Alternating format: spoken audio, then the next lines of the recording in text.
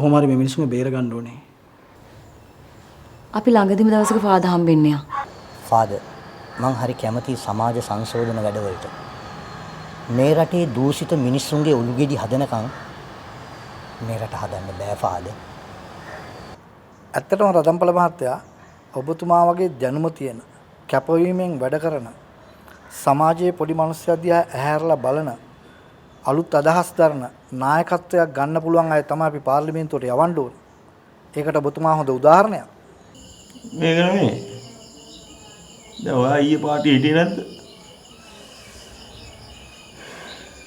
අනේ වන්දනේ මට ඊයේ වෙච්ච මොකුත් මතක නැහැ. අපි දාන පාටි එහෙම තමයි අයියා. පිස්සු පාටියක් බං ඒක. ඒක නෙමෙයි.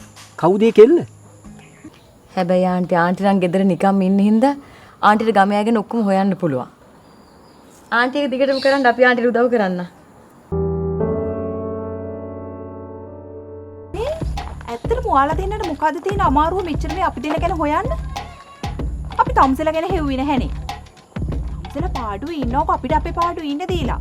අපි තම්සලා ගැන කවදාවත් හොයලා නැහැනේ. ඒක මේ කරුමයක් වුණානේ. අපි කනවා අපි බොනවා ඇයි? අපි අපේ ජීවිත විඳින ඕගොල්ලෝ එහෙම නැහැ කියලා අපි බලන්නේ නැහනේ.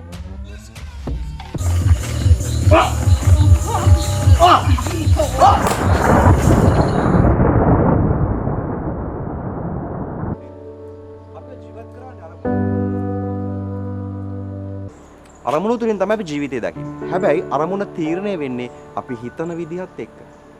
මොනවද හිතන විදිහ කියන්නේ? අපි වෙනකන් ජීවත් වෙලා තියෙන විදිහ, ලබාගත් දේවල්, ලැබපු සතුට, අපි පුරුදු වෙච්ච දේවල් හැමදේම